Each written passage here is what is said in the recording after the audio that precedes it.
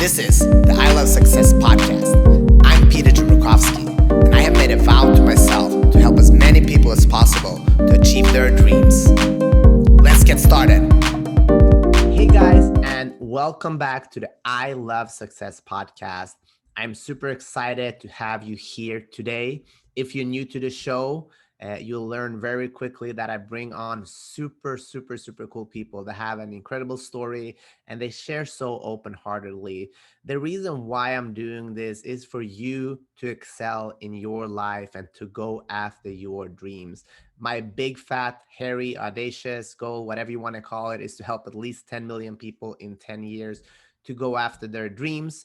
That gets me up in the morning. But right now, you're the most important person to me. So I want you to take your notebook out, take some notes. Hopefully, you can get one or two tools that will excel your life, and also laugh a little bit, have a good time.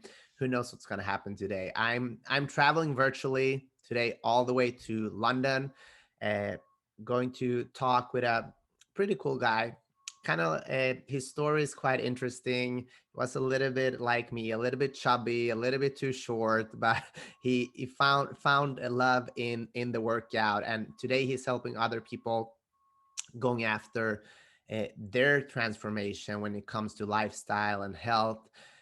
So before I introduce and tell you his name, I just want to read something that I read, because he also has a podcast called the One Percenter Podcast, and uh, I like what his definition of a one percenter, and I just want to share that with you. And uh, a one percenter is someone who has reached an elite level of success in business or sport. They are prepared to do what 99% of people won't to achieve what others only can dream of. And that's just something that I can totally relate to. So without further ado, let's welcome Ed Djafer to the I Love Success podcast. Hey, thank you, Peter. It's a privilege to be here. Really, really grateful. Thank you for such a kind intro. And yeah, really good to be here on your podcast. Awesome. I just want to go back to, when you were young, because when I learned a little bit more about you, I could totally relate to that. I was short. I was the chubby kid, and even the girls were taller than me. So I can relate to that. And can you just talk about, like, in that moment where when you were in that stage of your life, the confidence is low, you're seeing all the other cool kids doing their thing, like what was going on in your mind at that point, and what happened for you to move past that? Yeah, I've got to cast my memory back. It was a few years ago now, but yeah, I mean, my confidence was low. Generally at school, I was always the smallest kid. I felt like I was the smallest kid anyway. I probably wasn't, but it felt like I was the smallest kid. All the other boys seemed to be growing up faster, taller, had bigger muscles, and I just was, little old me. And yeah, it kind of, had an impact on my mental state as well. I wasn't very confident. I was very shy. I've always been very shy. I've always been an introvert guy. Even to this day, I'm not the loudest guy in the room, but so I've always had those introvert qualities about me, and I do see them as qualities nowadays. But back then, if you're not if you're not standing out, you're not the loudest one in school, then you're vulnerable. Your potential, your potential to be bullied is a lot higher. And I was picked on at school. I wouldn't say I was, because I know there's a lot more severe cases of bullying. So I wouldn't say I was bullied or such, but people tried it with me. People picked on me because I was quiet, I was shy, and yeah, my confidence wasn't very high. Didn't feel like I was good enough. Thought everyone else was better than me, and yeah, that was holding me back in my younger years. Yeah, first of all, thank you for sharing this. And I know many people listening to this show can relate to that, because I think many people that are listening to this show, they're not exactly where they want to be in life. That's why they're here. And I do believe in wherever you are on your journey, we always should strive to grow, because there's more lessons to learn, and we can serve more people and live a happier life by doing that. But I know people that are listening now that might be a little bit down on their luck. They have maybe a little bit low self-esteem, and they can relate to what your experience at that point. Can you just share? I mean, that's a tough moment. I know myself. I wasn't the most bullied, but I was bullied a little bit. I was, small, and I can relate to all of that. And in a way, most of it's in your head, but also at that point, people are like kids can be cruel, and adults too, right? But it kind of sucks. So can you just share, like, was there a series of moments that changed this and changed the trajectory of your life, or was there something specific that you can relate to that kind of was the tipping point? There probably was a series of moments, but I can highlight one thing that I would say was a turning point for me, and it was when I went on a holiday. It was probably I think it was my first holiday. I'd never been on holiday as a youngster, so it was only when I grew up, and I was about 20, 21, and one of my first boys' holiday, as you do. And this was back in the day when we didn't have smartphones with cameras on. When pictures were being taken, it was the old school, cameras with film that you had to take and get processed when you got back. So when I got back from holiday, I was going through the photos, and there was a picture of me. And a lot of people would say I probably wasn't in the worst shape, but for me, it was just quite an embarrassing picture. I had a belly, I had man boobs. I wouldn't say I was overweight as such, but I was definitely out of shape and just not happy with my body. So I'd already kind of dabbled in a bit of training and working out at that time, but wasn't really seeing the results. But that was kind of my turning point. I didn't want to look like that anymore. That was my enough is enough moment. And I'm going to get serious about this and get myself in great shape. So that was my turning point. Thanks for sharing that. And what happened after that moment? Did you work with a trainer? Did you find the information yourself? Like, how was that journey? Because people, like, if you're not watching this, just Google Ed Djafer and you'll see he has a pretty good physique. So kind of curious, like, what happened at that point? Yeah, so I mean, when I commit myself to something, I go all in with it. I go all in with it. As you sort of introduced me at the beginning, a 1%er is the guy or the sports person or the business entrepreneur that goes to an elite level and does the things that 99% are not willing to do. So when I decide I'm going to do something, I get quite an obsessive nature about it. So I didn't have a trainer. I learned everything I could learn about the body, training, workouts, nutrition. And at that time, it was in books and magazines, right? Exactly. Yeah. This was about 21 years ago now. So it was harder to get the information.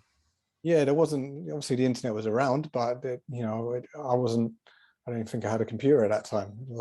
Certainly didn't have, a smartphone that could access the internet, YouTube. So yeah, most of it was, the typical bodybuilding magazines that I used to buy, Men's Health, Muscle and Fitness, Flex. Those are my favorite magazines. I used to get those every month, and yeah, just reading through those, learning as much as I could, and yeah, just started to apply it. And yeah, I wasn't getting results immediately, but I was so focused and determined that I wasn't going to give up, and eventually I started to see the changes. And can you share, why was it important, after seeing yourself, you weren't happy with your body? Why was it important for you to be in shape? What was the root of that importance? Yeah, I think that's a great question, because it wasn't just about having a great body. It wasn't for vanity. I mean, it was, I'm not going to lie, it certainly was about, I did want to look good. But the reason I wanted to look good is because I wanted to be more confident. I'd spent the first half of my life not being very confident, being that shy, quiet kid that didn't feel good enough, felt like everyone else was better than him. And, it was really, I just became sick of that. Well, why is everyone better than me? What do they have that I don't? And for me, I kind of identified it was more of a self-confidence issue. So it's like, what can I do to have that confidence in myself? Well, I could go to the gym, I could start working out, I could look like this guy that I've seen in the magazine, then I'd feel great about myself. I could look like, I used to like wrestling, WWE. Yeah. I could look like, the Ultimate Warrior or Hulk Hogan or Mr. Perfect, as were the big wrestlers back then. Yeah, and these guys had so much charisma, character about it, so much charisma about them that, they were big superstars. And it's like, wow, I wish I had that confidence. And yeah, so that's kind of where it come from. And, they had great physiques, they had great confidence. I thought, if I have a great physique, will I have that kind of confidence? And yeah, the rest is history. It changed my life, really. The day I started going to the gym, lifting weights. Didn't start at the gym, I started training at home. But yeah, the day I decided to change my body was a big change for me. It improved my confidence. And that played into other areas of my life. I was more confident with women. I was more confident in my job. I was more confident to leave my job and start my own business, which was a huge step for me. And it was a big deal. And that's kind of linked into every other area of my life, because I went into the gym. I then became a personal trainer, got into the fitness industry. That's how I met my partner, who I now have 2 boys with. So it's like, well, I was at a point where I'm either going to take this path of just carrying on as I am, or I can take this path and go this way instead. So, not saying I've got a perfect life or anything, but I feel like I've taken the right path, and I'm striving to be better every day. I think we're all striving for more. We're all striving to be better, whether it's through physical health and fitness, whether it's in business, whether it's to be a better husband, father, mother, wife, whatever. We're all striving to be 1% better every day. I'm sitting here with goosebumps, Ed, because I can relate to a lot of this. And I think people that are listening to this show hopefully can see and understand that when you make a decision in your life to go all in on something and do that for a long time, you're going to see results in other areas of your life, especially if it comes to your physical health, right? The physical health can change your posture, it can change your mindset, it can change your confidence. Like, there's so many things that it's hard to even explain to people who haven't started the process yet. The body and mind are linked. If the body and mind are linked, if you're feeling down, sad, depressed, get up and start doing some star jumps. It will be impossible for you to feel, at least not a little bit more happier, optimistic as a result of moving your body, because the body and mind are linked. It's impossible not to. You could be in the worst situation. We've had a tough couple of years with COVID. It's challenged us a lot mentally, but you get up and start doing some burpees or going for a run, it's impossible for you not to feel good after doing something like that, or a little bit better at least. Yeah. So, it very much starts with get yourself up, get moving. It's going to improve your mood. It's going to improve your physical health and your mental health. If mentally you have more energy and you're happier, that's going to have such an impact. It seems like a small thing, and it is a small thing, but it's that small little, it's almost like turning a big lever, and it just, like I say, it plays into so many areas of your life. If you're in a better mood, you're happier, you have a better energy about you, you're more confident, you get more things done, you make better decisions, and it really does spill into everything you do. And how long did it take until you started to feel more confident in your life? Oh, that's a tough one. I think when I started to see results, really, and people starting to notice, it just gives you more confidence. It's like, You know, I'm going from this shy, quiet kid that always sat in the back, the corner of the class, you know, hiding away. Not necessarily sitting at the back of the class, but mentally just kind of, Yeah. you know, distancing myself because I wasn't really, you know, shy. I wouldn't kind of be first to put my hand up and speak. To people starting to notice me, because I felt like people didn't notice me before. Again, it might have just been in my head, but I felt like people didn't notice me.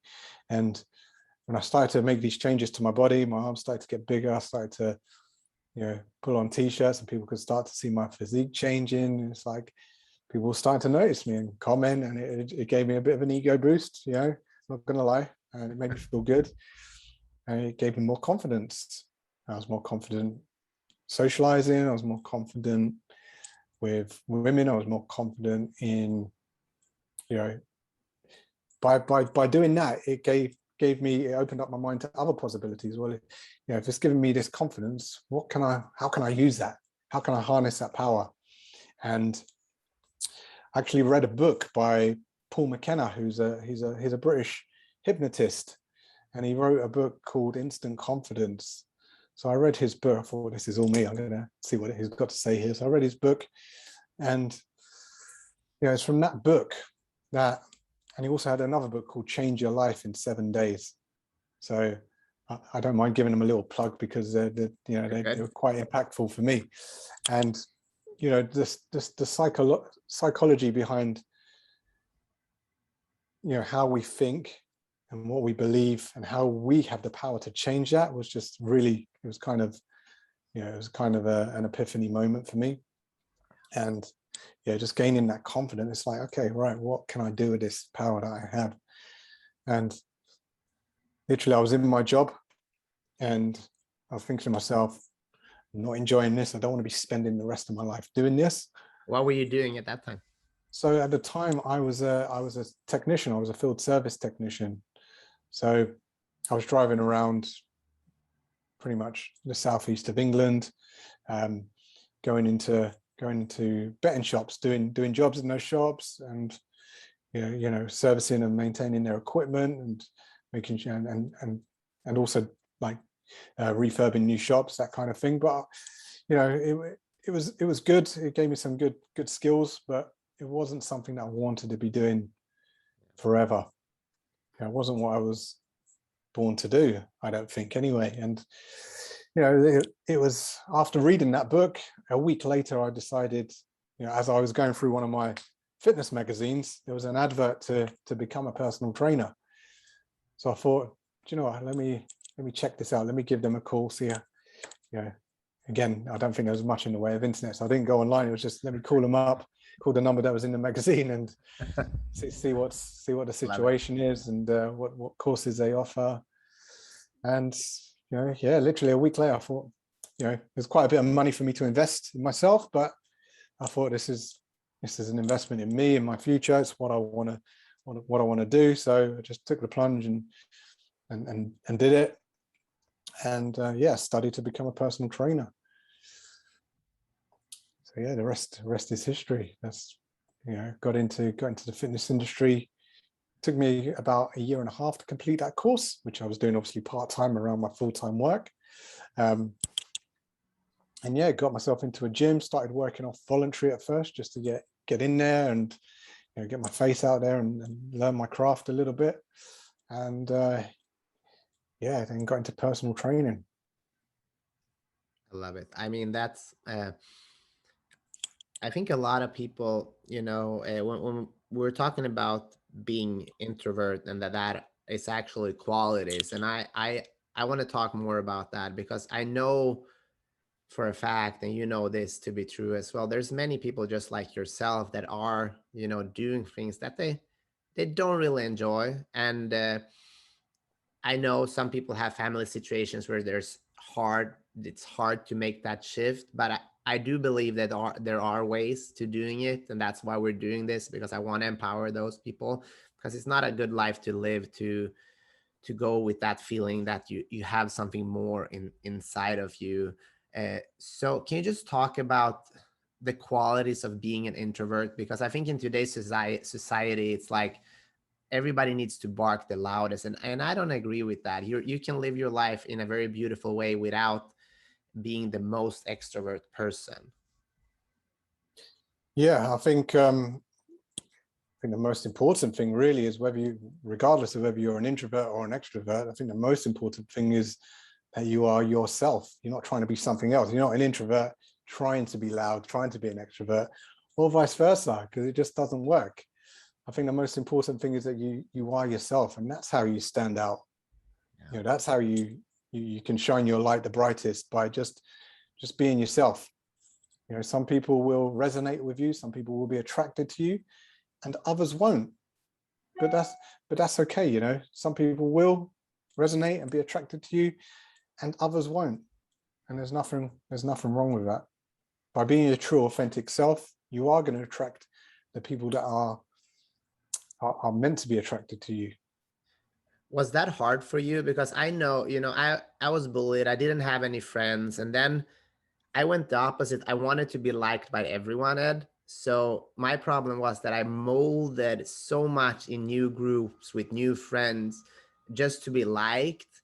And I realized that I got friends that didn't really care about me and things like that. But I learned that uh, through many years, and now I feel like I have the ability to be my authentic self. But I'm curious, how was that journey for you? Did that come easy for you, or like I can really resonate with what you said there, because I was exactly like that. I felt like I was trying to, probably for the first 30 years of my life, I was trying to be someone else. I was trying to fit in with other people. I would find myself taking on their characteristics. Maybe that was just because I spent a lot of time with certain people, but I don't think it was until I was around 30 that I just didn't really care anymore. Don't know what changed really. Maybe it was because of the confidence that by that point I now have in myself, and not trying to impress anyone. I'm not, I really don't care whether you like me or not. I just try to be my true self. And if you like that, great, let's chat. If you don't, that's perfectly fine too. Totally respect that. But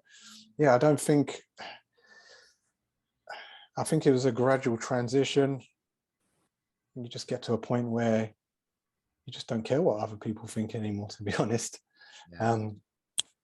Just be myself, and I feel that's the best way to be.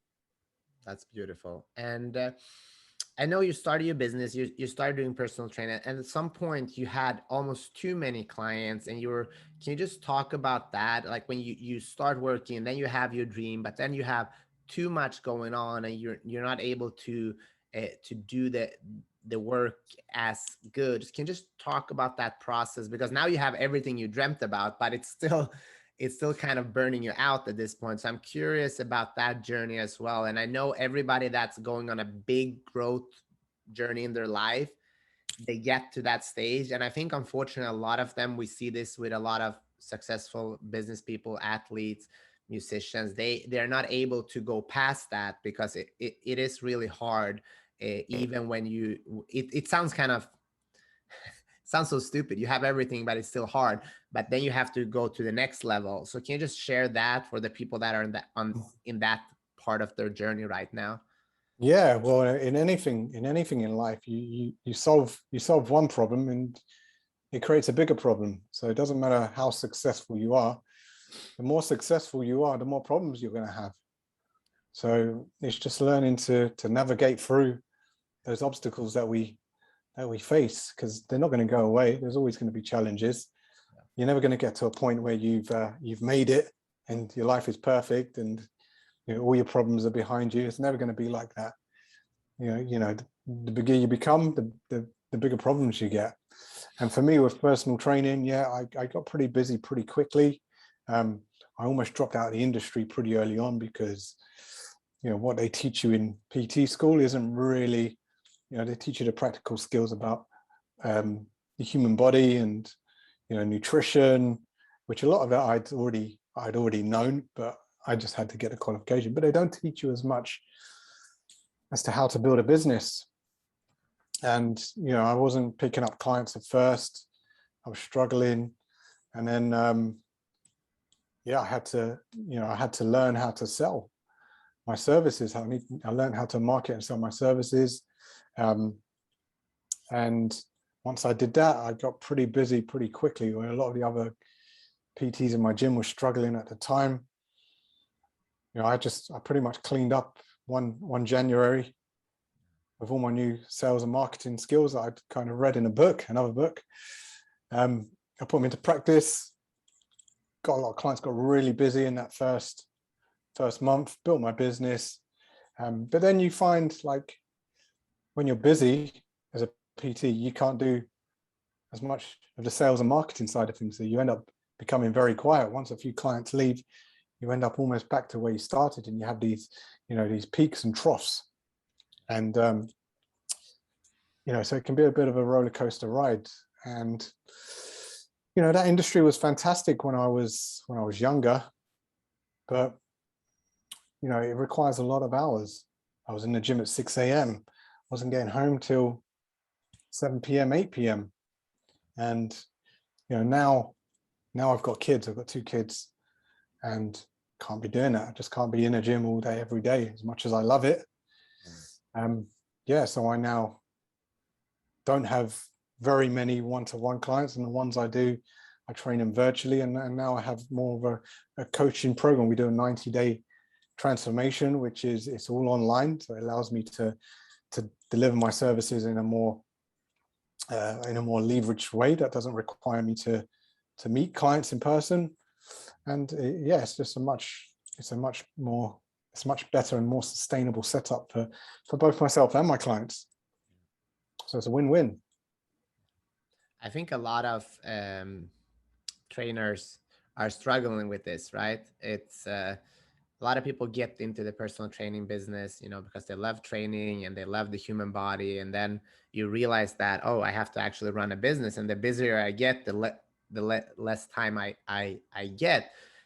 So what other tips can you give to other young, specifically trainers or people that are selling their hours for knowledge? What can they do? Like, when did you realize that, and how did you shift that in your business to be order to serve more people? So I probably realized that about maybe 6-7 years ago now. Like, I'd get busy, but this is I'm pretty much capped here. I can't really get any busier. There's only one place to go, and that's down. I mean, I'm as busy as I can be. I can't take on any more clients, so the only thing I can do is wait for a few to leave. And I've got to kind of start the rebuilding process again. I started looking for ways to leverage my time. And so I started to look into online coaching, worked with various coaches as well to help me transition. And just the use of technology, the use of, it's not even too much. One of the biggest fears a lot of coaches have, online coaches, is the tech side of things. There's not even really, a lot of tech. When I mean tech, it's just jumping on a Zoom call or picking up the phone to a client. There's nothing more technical than that. But there are platforms out there that you can use to deliver your service in a more efficient way. So transitioned online, and it's a better way for me to deliver my services now, not only for myself, but it protects my energy, so that, again, if we're operating from a higher energy, we're happier within ourselves rather than burnt out all the time, jumping from client to client. If my energy is good, and I can serve my clients at a high level, and they get better results as well. They don't have to worry about traveling to see me. They don't have to worry about being in a specific place. They can just, they can just work out in their own time, in their own location, wherever they are in the world. And we just coach them through the process step by step. It's a step-by-step process that we take our clients through, and they just need to follow the blueprint, implement what we teach. We hold them accountable to that, because there's a lot of information out there, but unless you're actually taking action on it, you're not going to, you may as well not know it.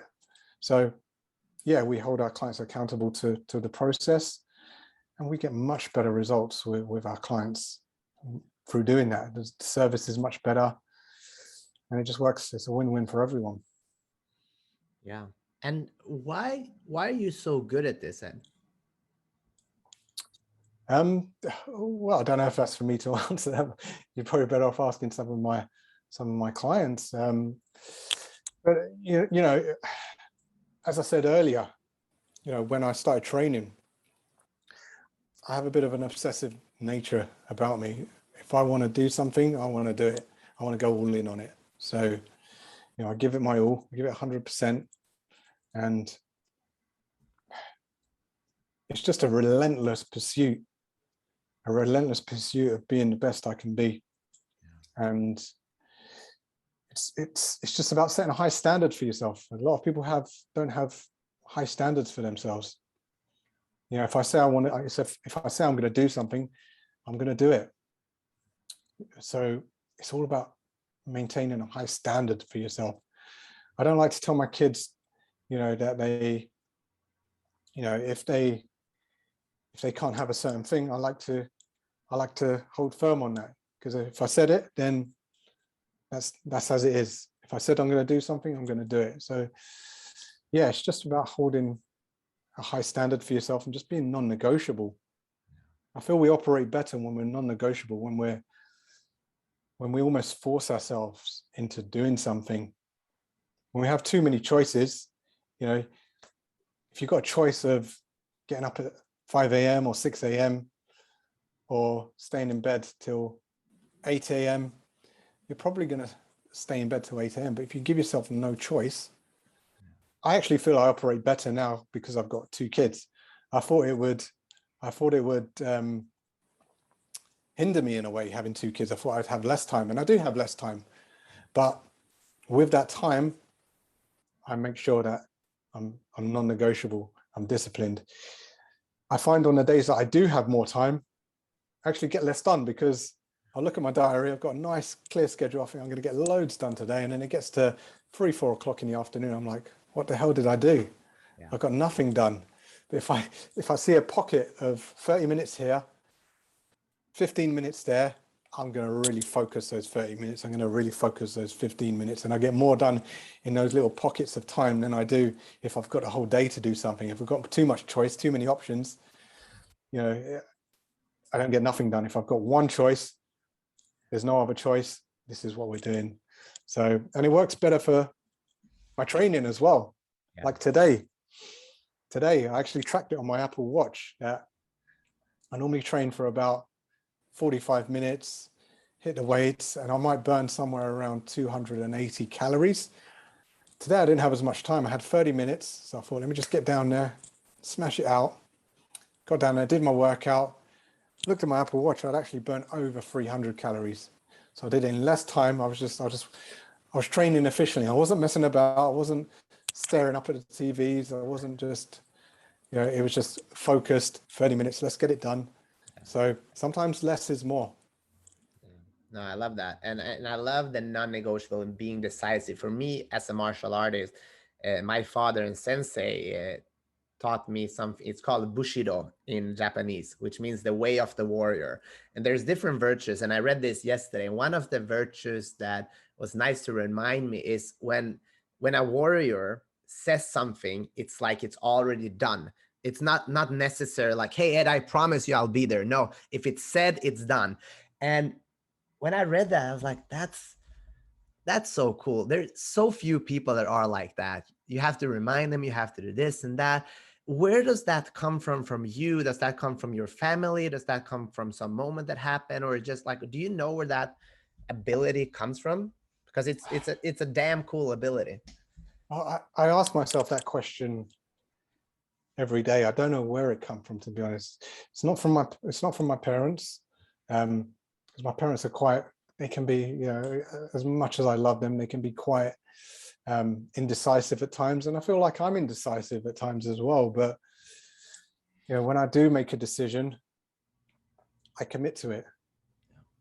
don't know, I just think it's something inside of me that just doesn't sit so well if I say I'm going to do something and I don't do it, because I don't like that. If someone says something to me, oh, I'm gonna do this for you, and they don't follow through, then I don't actually like that. I like to be in, I like to have integrity with what I say. Of course, I'm not saying I'm perfect. There are occasions where I say I'm going to do something, and then, well, for whatever reason, something gets in the way. But I work my hardest to make sure I get that thing done.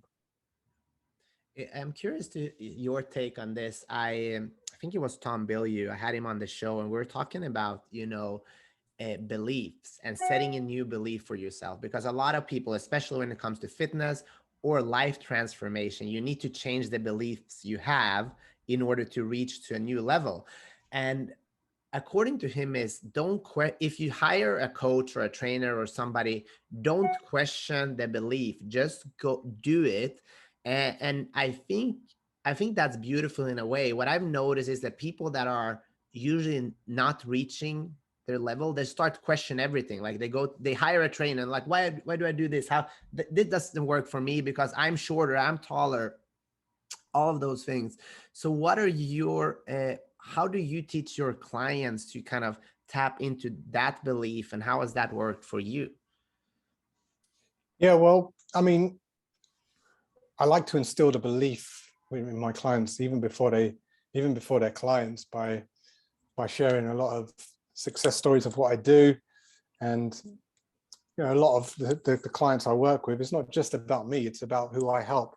So I don't like to just talk about my experience all the time. I like to share my clients' stories, where they've come from and how because often my clients don't want to be like me. They don't want to compete. They don't want to, I competed on stage in fitness physique shows. I've done photo shoots. The majority of my clients don't want to do that. Yeah. But, my clients, they want to just be a better version of themselves. They want to be a bit leaner, a bit healthier, a bit more energy, to be able to run around with their kids a bit more, to prolong their life and have more energy and happiness. That's what they want. And, I instill that belief by showing them, well, this is so-and-so who did this, this, and this. Why can't you do that? How can we help you do that? And we have a conversation, we address their challenges on the call, and we look at where they are. So every time I speak to a potential new client, we get on a phone call. My program is not something you can just go online and buy. Every client that comes into my program has to go through me, and that's why we get a lot of success, because we only let in people that are a good fit for the program. They have the belief that they're going to do it. We have the belief that we can help them, and then it's a winning situation. If they don't think they can do it, they're not going to join the program. If I don't think they can do it, to be honest, I believe everyone can do it, but it's down to them. If they don't believe it, then they have to believe it, and they have to be prepared to make some simple changes to their life. And if they feel confident that they can do that, then we're pretty confident we can get them the results that they're after. But if there's too many barriers, like you say, people, well, I've tried this in the past, and I've done this, or I can't do that. If you're putting up these blockages. But if you're just open-minded, if you have that growth mindset where you just trust the process and go with it, be open. A lot of people, they have their beliefs, and part of my job is undoing some of those beliefs, undoing some of their learning, and helping them to relearn some new things. When you learn something and you believe it to be true, it's quite tricky to undo that and tell them, actually, that's not the way we do it. This is going to be a better approach. So, and really it's down to that, whether their perception or their perspective changes, or if it doesn't change, they're not going to change. Generally, people don't change when we're telling them what to do. I don't tell my clients what to do. I ask them questions that helps them change their perspective on things. And when their perspective changes, then they can change. But if their perspective doesn't change, if their mindset doesn't change, then it's going to be very difficult for them to change, even if they do everything else right. Even if they do the training, they eat the food, they don't believe it, and they're going to be holding themselves back in a massive way. I totally agree with you. And in my opinion, I think the reason why you're so good at what you do is because most you are there. Like you've been where your clients are. You have felt that pain and you understand what it takes to bridge that gap. And I mean, listening to your journey is just incredible, because I love to be around people like that didn't have everything set out for themselves, but somewhere on the way they drew a line in the sand. It's like, no more. Now it's the time to change. And I think it's also important to people to see this is a long progress. I mean, this is a 20-year journey, and like people see you now, confident, family, all of that. And I'm curious, if you wouldn't have started training, where do you think your life would have taken you? How do you think your life would have looked like? I ask myself that question quite often. I don't know where I'd be, to be honest. I probably do know where I'd be. I'd just be doing the same thing. I would have, if I stayed in my comfort zone, I'd still be doing the job I was doing. When did I start there? Probably 20 plus years ago now. I'd probably still be doing that. I'd probably be counting down the days to my retirement. At the age of 41, I'd be like, oh, only another 30 years to go. And it'd be like, I'd just be counting down the days, just going through the motions, because most people are just going through the motions. And the brain loves routine, the body loves routine.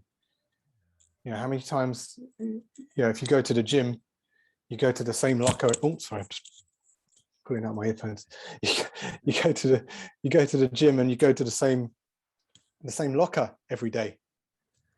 You get out of bed the same way. We have these patterns and behaviors that, unless you change them, you will just fall into this rhythm and routine, and you'll just do the same thing over and over. It's like Groundhog Day. You do the same thing over and over again. And you got to kind of step out of that comfort zone. You got to make the decision. You can either let life happen to you, or you can make life happen. You can take charge, because there's certain things that are out of your control. Life and your life situation is out of your control. You don't know what's going to happen in your life, but there's plenty of things that are within your control, like when you get up in the morning, how you start your day, what you do in your day, the food you put in your mouth, how much water you drink, how much sleep you get. Obviously, if you've got kids, that might vary, but there's so many things that are within your control. And one of the things that I say is focus on the things that you can do, not the things that you can't, because we always bitch and moan and complain about what we can't do, or this happened, or it's not fair because of so and so. Forget all that. What can you do? What can you focus on? Focus on what you can do, not what's going on around you, not the situation around you. The last 2 years we've been in a pandemic, we've been in lockdown, gyms have been closed, businesses have been closed. There's nothing you can do, but you can control how you feel. You can control, the food that you put in your body, your health. That's still within your control. And if you can get that right, then everything else is going to be okay.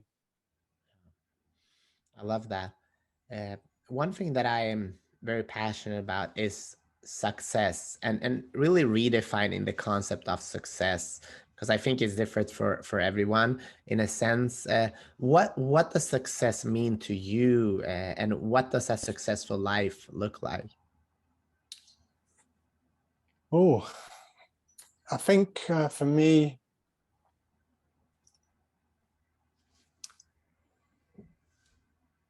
this might be a bit morbid, but when I die, I just want people to remember me by, I want to leave behind a legacy that, helps people become a better version of themselves.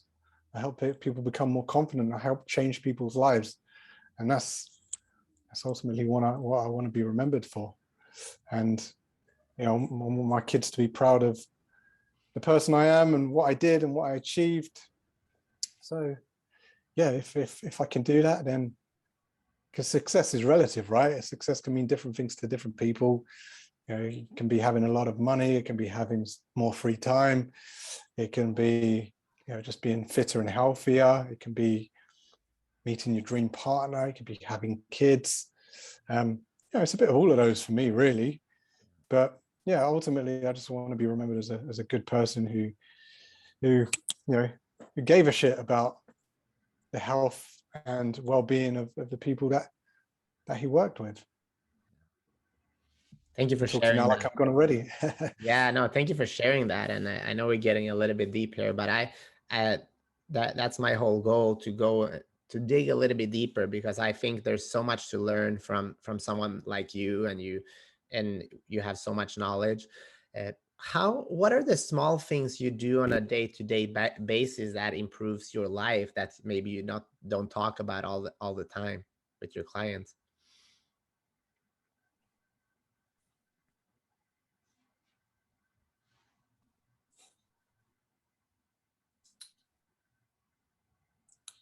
Well, I actually do talk about them with my clients. It's just having those non-negotiable habits. Life is all about your habits. The habits that you use, that you operate from, will shape the way your life is. If you're operating your life with bad habits, then it's going to lead you down a path of perhaps not such a good life. If you're operating your life with the, you know, good habits, and you know, then it's going to lead you down a better path. I think the most important thing is consistency in anything you do. That's why I use the word habit a lot, because habits tend to be a consistent, repeatable action. You know, I don't put my clients on any diets. I don't put them on any crazy workout plans, because that's not a habit. You know, drinking less alcohol is a habit, whereas cutting out alcohol, cutting out bread, cutting out sugar, it's a diet. And diets don't last. So I always say to my clients, it's not about changing your diet, it's about changing your eating habits. That's what will make you successful. It's not about changing your diet, it's about changing your eating habits and your lifestyle habits, because that's what's going to create success and longevity for you. If you're following a diet for 6 weeks, 8 weeks, 12 weeks, or some kind of workout plan for 12 weeks, it's like, well, what's going to happen after that 12 weeks? You might think you're going to follow it, but you know, when life gets in the way, you're not going to follow it. You're going to fall off track. And we all fall off track from time to time, even our good habits. But when you have those good habits cemented in place, it's far more likely that you'll get back on track a lot quicker. Whereas if you're on a diet and you fall off track, you know, it's likely to spiral out of control. Yeah, I like that. And all about discipline and habits. No, I totally agree with you. I think those are the hardest thing, right? And especially, I love what you said, diets don't last, because people always ask me like, hey, how do you eat? Because I'm in good shape. I was an athlete for many years, and like, how do you eat? I said, I eat what I want, but like most of it is pretty healthy.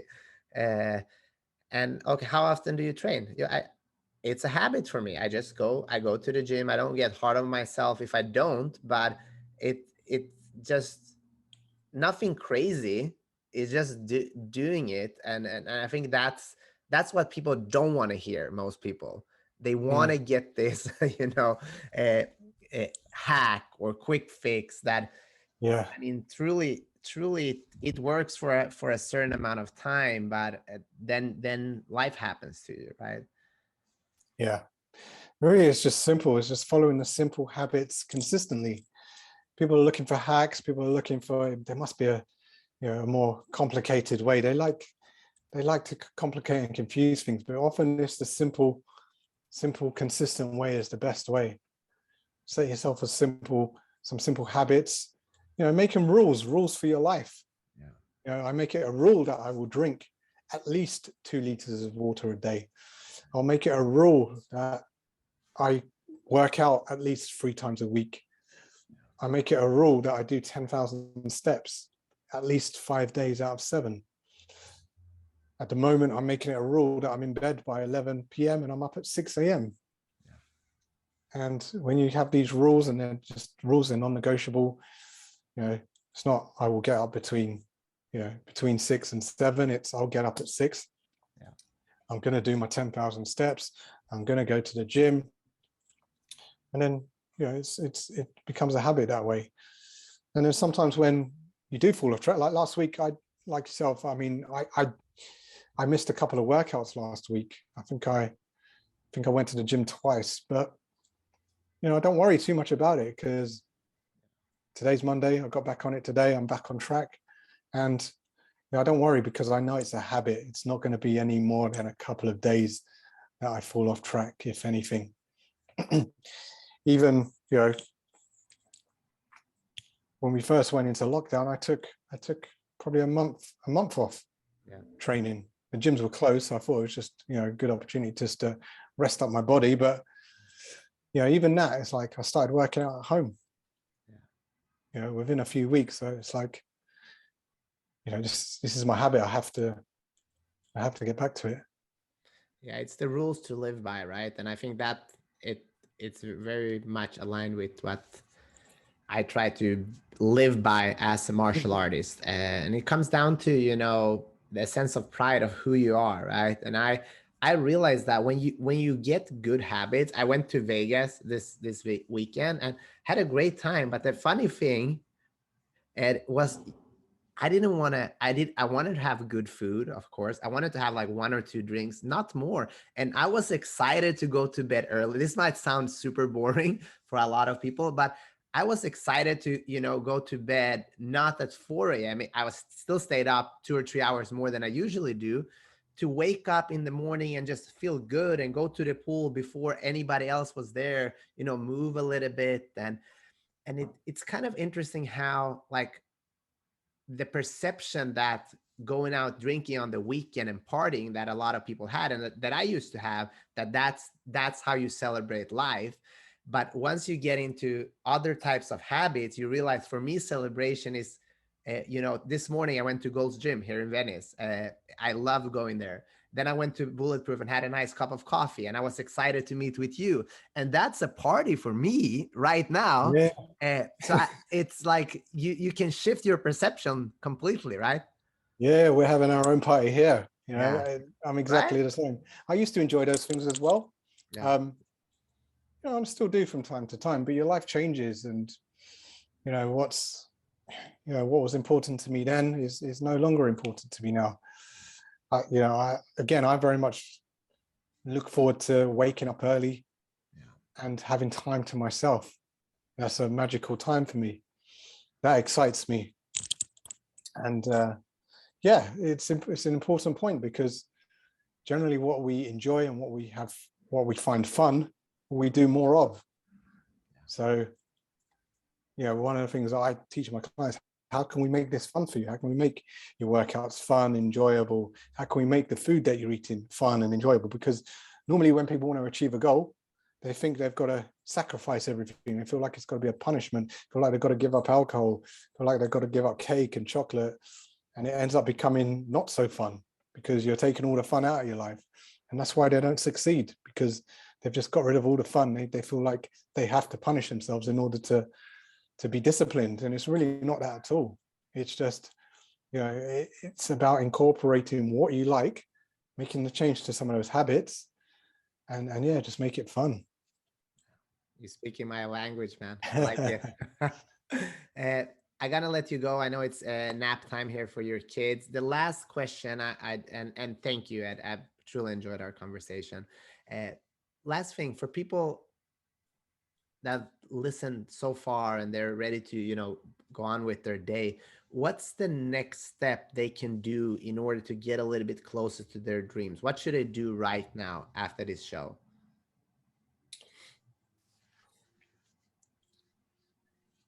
Well, what you said there, the next step is to identify what that next step is. because often we have goals, but we don't know what the next step is. So the way you can identify what that next step is by writing down your goal. Where do you want to be in 3 months, 6 months, a year, 5 years? Go as far ahead into the future as you want, but usually the further you go, the more clarity you lose, because you don't really know for sure where you're going to be in 5 years, because that can change all the time. But you can have a pretty good idea where you might want to be in 3 months from now. So start there. I mean, with our clients, we start with 90 days. So where do you want to be in 90 days with your health, your fitness, your business, whatever it might be, whatever the goal? Just stick your flag in the sand. This is where I want to be. And then you start reverse engineering it. Okay, what are the priority actions that I need to take to get there? What are the priority actions? And you break it down into a series of steps. So you break the long-term goal down into a series of steps. And you start to create a step-by-step process for yourself. And when you've identified the priority actions, then you need to schedule them. It's something I call a GPS system. If we put a GPS on in our car, it navigates us to our destination.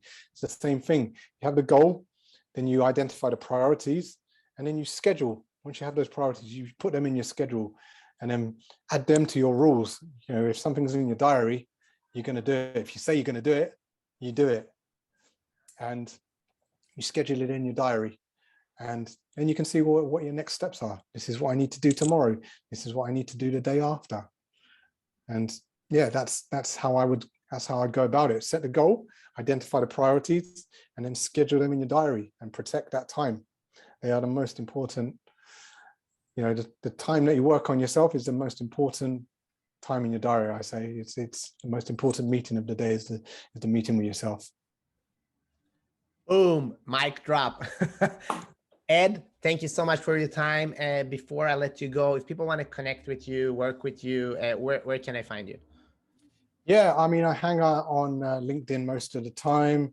So LinkedIn, Facebook, if you type in Ed Djafer, there's only one of me. We're running a free 5-day challenge at the moment, 5-day program for busy dads that want to get in shape. If you head over to www.ditchthedadbod.co.uk/register, then you can get access to that. But yeah, social media, Facebook, LinkedIn, Instagram. If you type my name in, Ed with 1 D and then my surname, DJAFER, should be able to find me. Just drop me a private message and happy to connect. Awesome. Thank you, man. I really appreciate your time. It's been a pleasure connecting. Hope to see you in person sometime in the future. Maybe have a nice and healthy dinner and connect even more. Absolutely. Thanks, Peter. Thanks. And thank you, everybody who's still here listening. We know in today's day and age, an hour is a long time, but I'm consciously doing long format because I want you guys that are here. I know if you're still here, you're connected to this message and you want to have a better life. And that's why we're here. As you know, I have a big mission. I want to help a lot of people. So does Ed. So please share this with somebody that needs to hear this message. Give me a review, find me and subscribe on YouTube and all the other platforms. I would truly appreciate that. And I can help spread my message to more and more people. That's it for this week. And I'll be in touch next week. Take care, guys.